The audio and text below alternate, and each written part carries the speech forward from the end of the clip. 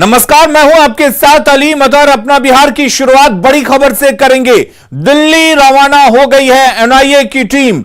पटना से दिल्ली एनआईए की टीम लौट गई है। पटना में बिहार एटीएस चीफ से मुलाकात की। एटीएस प्रमुख से पार्सल ब्लास्ट पर बातचीत की गई और मुलाकात के बाद अब टीम दिल्ली के लिए रवाना हो चुकी है।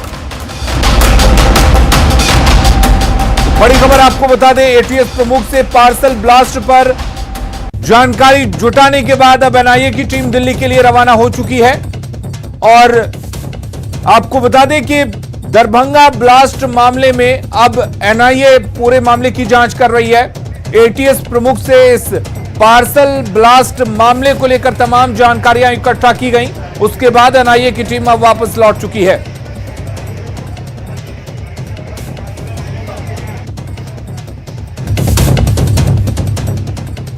और अमित हमारे साथ जुड़े हुए। अमित, तो एनआईए ने दिल्ली जाने के पहले मामले को लेकर क्या कुछ संकेत दिए हैं?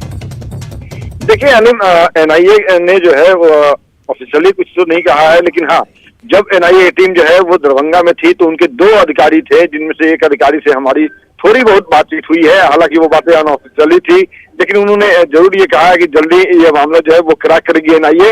और सबसे अहम बात है कि एनआईए जो कल दरभंगा पहुंची थी एनआईए टीम, उन्होंने आईजी दरभंगा से मुलाकात की, एसएसपी दरभंगा से मुलाकात की और उसके बाद फिर स्टेशन जाकर के पूरे जो घटनाक्रम है उसका उन्होंने अवलोकन किया।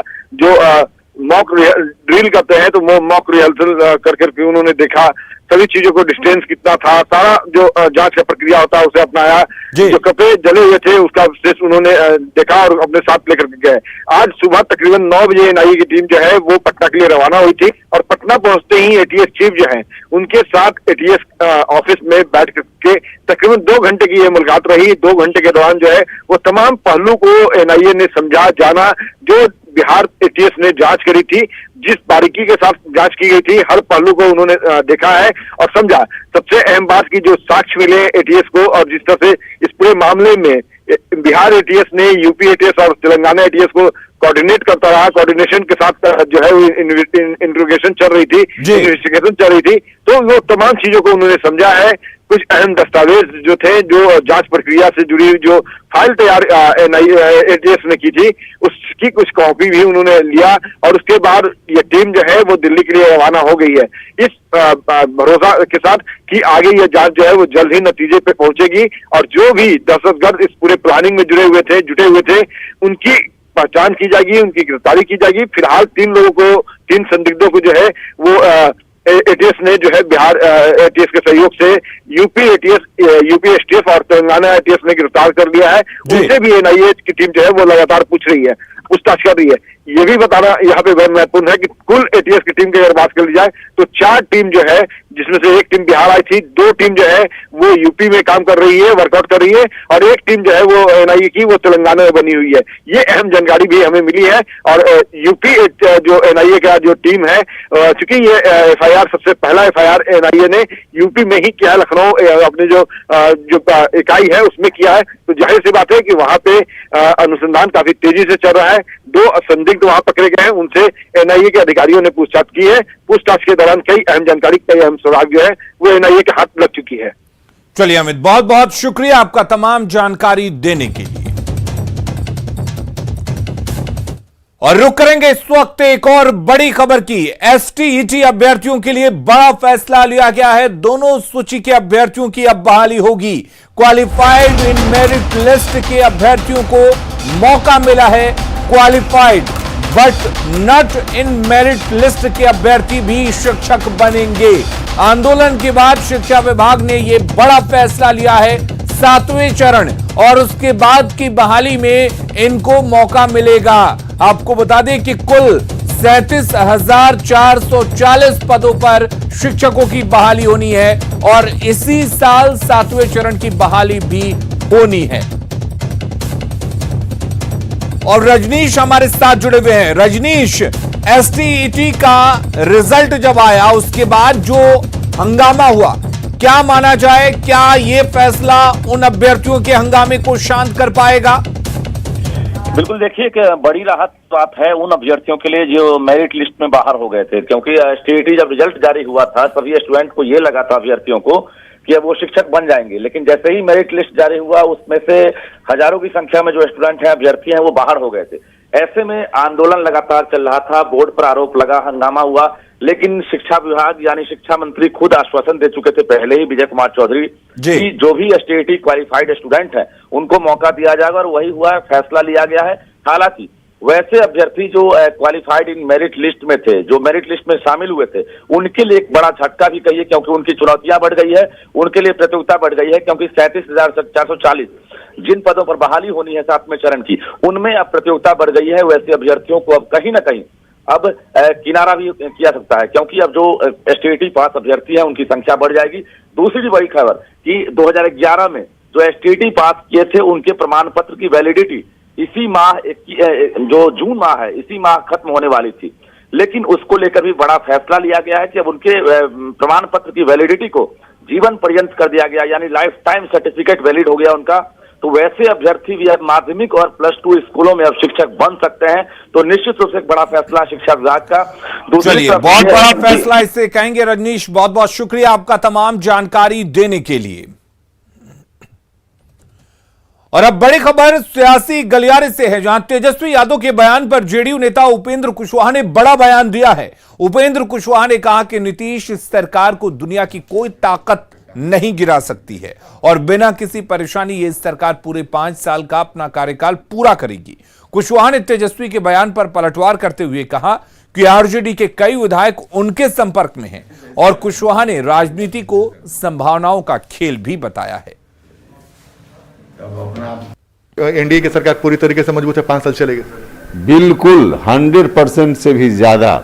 दुनिया की कोई ताकत, अभी जनता ने 5 वर्षों के लिए मैंडेट दिया है नीतीश कुमार जी के नेतृत्व में सरकार चलाने के लिए, तो नीतीश कुमार जी के नेतृत्व में पूरा 5 साल यह सरकार चलेगी।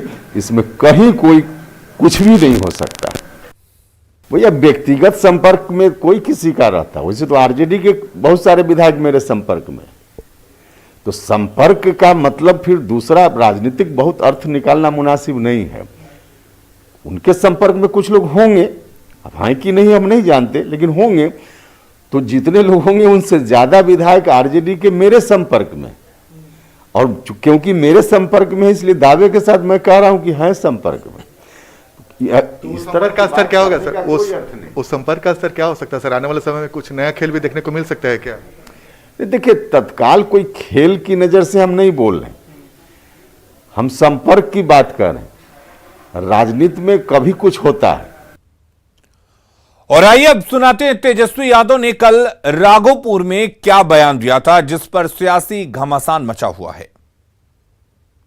महीना रोजे सरकार गिरे महीना रोजे सरकार गिरे महीना रोजे सरकार गिरे महीना रोजे सरकार गिरे अरे स्वागत कब कीजिए महीना रोजे सरकार गिरे महीना रोजे सरकार गिरे महीना रोजे सरकार गिरे महीना रोजे सरकार गिरे।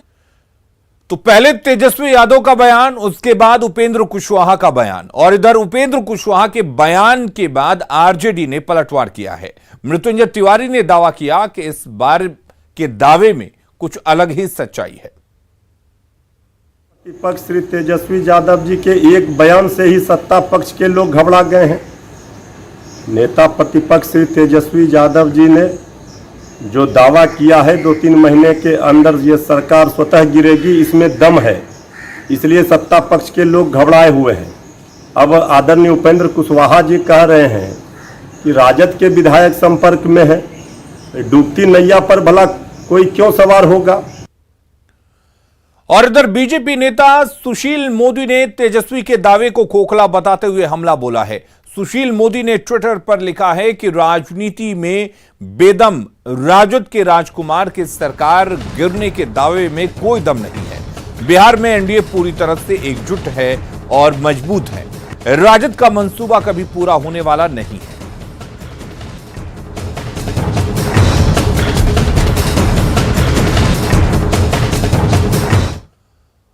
और चलिए अब बात करते हैं उस दावे की जिसमें कहा गया था कि इस बार पटना में जल जमाव से निपटने की पूरी तैयारी है, लेकिन कल की बारिश ने इन दावों पर ही पानी फेर दिया और आज पूरा पटना पानी पानी हो गया है।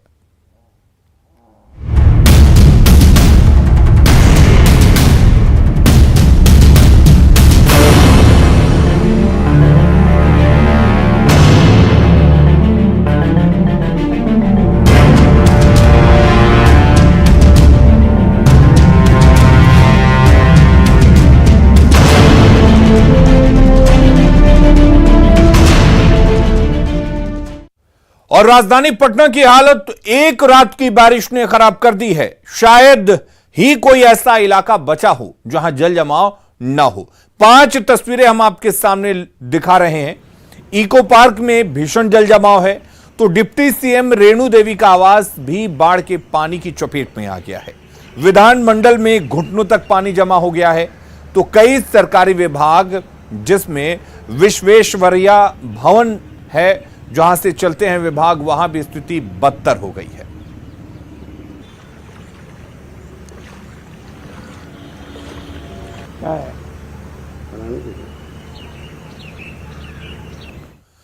और राज्य का सबसे बड़ा बेउर जेल भी जल जमाव की चपेट में आ गया है। जेल कैंपस में चारों तरफ पानी भरा हुआ है और इसी परेशानी के बीच पुलिस जवान ड्यूटी करने को मजबूर हैं। जायजा लिया हमारे सहयोगी संजय कुमार ने। शुक्रवार की रात राजधानी पटना में कुछ घंटे की बारिश हुई और इस बारिश ने राजधानी की तस्वीर ही बदल कर रख दी। बिहार विधानमंडल हो या डिप्टी सीएम का आवास हो, हर जगह पानी ही पानी दिखता है। और ये तस्वीर है बिहार के सबसे बड़े जेल की। और यहाँ की तस्वीर देखिए किस कदर, अभी जो तस्वीर आ देखिए, सुरक्षा कर्मी जो है लगातार इसी जल जमाव में आने जाने को विवश हैं और उन्हें भारी परेशानी हो रही है। और निश्चित तौर पर यह परेशानी है और जेल के अंदर कैदी बंद हैं और सुरक्षा प्रहरियों को अपनी ड्यूटी करनी है जो गार्ड हैं। और इसी पानी में देखिए दूर तक जो मुख्य प्रवेश द्वार है वहां भी देखिए जो महिला कर्मी है वो जल जमाव के बीच अपनी ड्यूटी दे रही हैं। जेल के अंदर की तस्वीर तो हम आपको नहीं दिखा सकते, लेकिन बाहर की जो तस्वीर है वो वाकई में चौंकाती है। जो यहाँ पर सुरक्षा प्रहरी है देखिए वो लेदर का शूज भी नहीं पहन सकते हैं क्योंकि बारिश का पानी है, जल जमाव है। तब ऐसे में इनकी भी व्यवस्था और मजबूरी है कि इन्हें जूता जो है वो नहीं पहनना है और ये हवाई चप्पल और दूसरे स्लीपर्स जो है वो बरसाती, उसी के सहारे ये अपना काम कर रहे हैं। अब निश्चित तौर पर नगर निगम के अधिकारियों तक शायद ये तस्वीर जाए तो बेउर जेल की अंदर की तस्वीर जो है वो वार्ड नंबर 11 जैसे सूचना मिल रही है वहां काफी जल जमाव है। देखिए इसी जल जमाव में जो लोग हैं वो आ रहे हैं। परेशानी नहीं है जल जमाव में? परेशानी बहुत है सर। तो कैसे काम करते हैं आप लोग? क्या करें, ड्यूटी तो करना ही पड़ेगा सर। इस जल जमाव में भी करना पड़ेगा, सुरक्षा तो देना ही पड़ेगा सरकार को सर। सुरक्षा परेशानी होती है आपको? बहुत परेशानी है, परेशानी से झोल रहे हैं हम लोग। साहिब आवास तक लेके जेलर आवास तक में पानी से एकदम डूबा हुआ है। इसी में हम लोग ड्यूटी करते हैं। इसी पानी में आना जाना? जी जी जी जी जी जी एकदम। और निश्चित तौर पर दिखाने का मकसद यही है कि नगर निगम प्रशासन जो है और दूसरी एजेंसियां जो हैं कम से कम बेउर जेल के अंदर जो कैदी हैं उनकी स्थिति को समझें और यहाँ का जो सीवरेज सिस्टम है उसको दुरुस्त करें। कैमरा पर्सन मनीष जुनेजा के साथ संजय कुमार, न्यूज 18 पटना। और पटना में हुए जोरदार बारिश के बाद कई इलाकों में जल जमाव हो गया है, जिसके बाद आनन फानन में पटना के डीएम और नगर निगम आयुक्त संप हाउस पहुंचे और पानी निकासी का जायजा लिया और अधिकारियों को कर्मचारियों को जल्द से जल्द पानी निकासी के लिए निर्देश दिए। डीएम से बात की आनंद अमृतराज ने। पटना के कई इलाकों में जल जमाव की स्थिति हो गई है और पटना के नगर निगम आयुक्त और डीएम खुद संप हाउस में जाके निगरानी कर रहे हैं और देख रहे हैं कि क्या वस्तु स्थिति है और पानी कैसे जल्द से जल्द निकाला जाए। इसके लिए तमाम अधिकारियों और कर्मचारियों को निर्देश भी जारी किया जा रहा है। इस वक्त हम आपको तस्वीर दिखा रहे हैं पटना के चंद्रशेखर डीएम चंद्रशेखर से। सर क्या तस्वीर है, कई इलाकों में तो पानी की स्थिति बहुत गंभीर हो गई है। हाँ, ये बहुत अधिक बरसात हुई है रात में। हम लोग देख रहे हैं एयरपोर्ट वाला जो एरिया है और ये हम लोगों का न्यू कैपिटल एरिया है, इसमें लगभग 160 मिलीमीटर की वर्षा हुई है। तो उसमें जल जमाव हम लोगों को दिखा है बड़ी मात्रा में और सभी लोग पूरी रात से लगे हुए हैं। हम लोग भी अभी देख रहे हैं निकल करके और हम लोगों को लगता है कि 3 से 4 घंटे और लगेंगे जिसमें निकल जाएगा। और इसमें और क्या क्या कारण थे और उसका और क्या बेहतर समाधान किया जा सकता है कि और जल्दी पानी निकल जाए, और कहीं लापरवाही तो नहीं हुई है। जैसे डीजी सेट ये हमारा जो है सम्प हाउस वगैरह चलाने में टाइम से चला कि नहीं चला, उसका भी हम लोग उस एंगल को भी देख रहे हैं। बारिश तो बची ही हुई है और ऐसी परिस्थितियाँ फिर अगर मान लीजिए देर रात में फिर बारिश हो जाती है तो स्थिति फिर और खराब हो सकती है। हाँ नहीं, उसके लिए हम लोग सभी लोग पूरा मशीनरी लगी हुई है और हम लोगों का प्रयास है कि अगले 3 से 4 घंटे में जो पानी है निकल जाए, जब तक हम लोगों को टाइम मिला है। और फिर बारिश होगी, फिर लगातार निकलते रहेगा और हम लोग सुनिश्चित भी कराएंगे, अपना जिला प्रशासन से भी यहाँ कर्मी पदाधिकारी रखेंगे ताकि सभी हमारे जो सम्प हाउस हैं और डीपीएस हैं वो सब चलते रहें कंटिन्यूअस। जिलाधिकारी ने न्यूज 18 पे भरोसा दिलाया है कि आने वाले 4 से 5 घंटों में पटना के जल जमाव वाले इलाके से पानी निकाल दिया जाएगा। बहरहाल इस दावे में कितना दम है, इसके लिए कुछ घंटे और इंतजार करना होगा। तो पटना में जोरदार बारिश के बाद पूरा शहर जलमग्न हो गया है। सभी मुख्य मार्ग पर जल जमाव है। राजेंद्र नगर के कई इलाकों के साथ जिला शिक्षा पदाधिकारी कार्यालय, प्रेमचंद्र रंगशाला और किलकारी जलमग्न हो गया है। पानी के वजह से लोगों को काफी परेशानी हो रही है।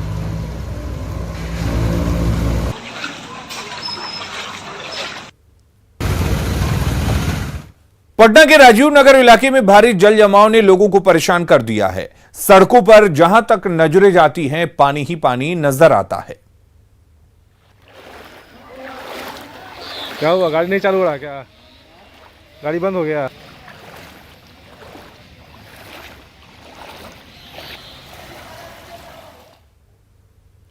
और वहीं समस्तीपुर में भी लगातार बारिश के बाद जनजीवन अस्त व्यस्त है। जल भराव के कारण लोगों को काफी परेशानियों का सामना करना पड़ रहा है। जिला परिषद अध्यक्ष कहें या फिर मुफस्सिल थाना और महिला थाना परिसर, सभी जगहों पर पानी ही पानी है।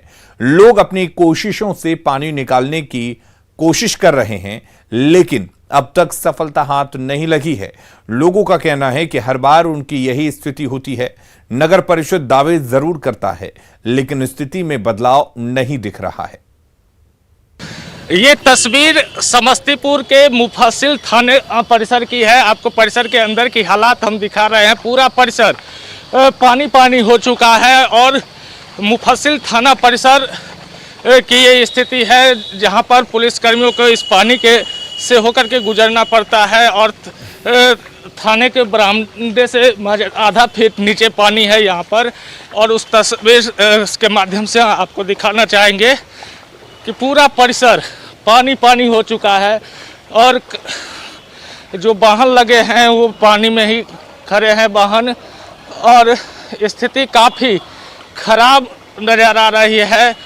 और जब थाना से लेकर के सरकारी कार्यालय की ये स्थिति बनी हुई है और ठीक इसके बगल ये मुफस्सिल थाना परिसर है और यहाँ पर बारिश के बाद स्थिति बिगड़ गई है। और ये थाना परिसर के हालात को आप देखिए और ठीक इसके बगल में ये महिला थाना का परिसर है जहाँ पे पुलिस के जो वाहन है वो भी करीब करीब पानी में खड़े है, कहे तो पानी में डूबता हुआ नजर आ रहा है। ये महिला थाना का परिसर है और यहाँ भी कमोबेश वही स्थिति बनी हुई है। आम से लेके खास सभी अपने जीवन को अस्त व्यस्त मान रहे हैं, काफ़ी परेशान हैं, लेकिन अब तक नगर परिषद के द्वारा कोई ठोस कार्रवाई जल निकासी के लिए नहीं की गई है। मुकेश कुमार,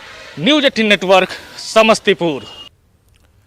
किसानों के हक की लड़ाई लड़ने वाले विश्वविख्यात किसान नेता स्वामी सहजानंद सरस्वती की 71वीं पुण्यतिथि पर बेटा के सीताराम आश्रम में श्रद्धांजलि सभा का आयोजन किया गया। प्रसिद्ध डॉक्टर सत्यजीत कुमार सिंह ने स्वामी जी के चित्र पर माल्यार्पण कर उन्हें श्रद्धांजलि दी। इस मौके पर उन्होंने सरकार से सरकारी विद्यालयों में स्वामी सहजानंद सरस्वती की जीवनी के बारे में पढ़ाए जाने की मांग की है। इस पर जीवनी इतिहास भी तैयार किया जा चुका है, जिसे पाठ्यक्रम में शामिल किया जाए। वहीं उन्होंने बेटा में बनने वाले अंतर्राष्ट्रीय हवाई अड्डा को भी स्वामी सहजानंद सरस्वती के नाम पर रखने की मांग की है। उन्होंने कहा कि बहुत जल्द आश्रम में संस्कृत की उच्च शिक्षा के लिए स्कूल, युवाओं और युवतियों के लिए skill development, printing press, research centre के साथ साथ जीवनी का संग्रहालय भी बनाया जाएगा। साथ मिल के कहना चाहते हैं कि स्वामी जी का जो जिंदगी जीवन यात्रा और उनका जो कार्य है उसको एक अच्छे ढंग से स्कूल के में पढ़ाया जाए, यूनिवर्सिटी में पढ़ाया जाए, क्योंकि अमेरिका में वाल्टर हाउजर के जितने भी शिष्य हैं 6-7 जो यहाँ आके रिसर्च किए हैं वो सब जगह हिस्ट्री के प्रोफेसर हैं और अपने अपने यूनिवर्सिटी में एक स्टडी कोर्स बनाया है जिसमें Indian struggle and role of Swami ji and peasants movement एक चैप्टर है जो इस तरह से यहाँ भी स्कूलों में, हायर स्कूलों में, यूनिवर्सिटी में दिया जाए। और दूसरा, ये जगह बीटा देश में, पूरे दुनिया में स्वामी जी के नाम से जाना चाहता है, क्योंकि उनका मूवमेंट जो था वो पूरी दुनिया में जाना था और स्वामी जी की ज़िंदगी बिना जाने हुए फ्रीडम स्ट्रगल का हिस्ट्री जो है वो अधूरा होता है। इसलिए यहाँ का जो एयरपोर्ट है उसका नाम स्वामी सदानंद सरस्वती इंटरनेशनल एयरपोर्ट। खबरें लगातार जारी हैं, आप बने रहिए न्यूज़ 18 बिहार झारखंड के साथ।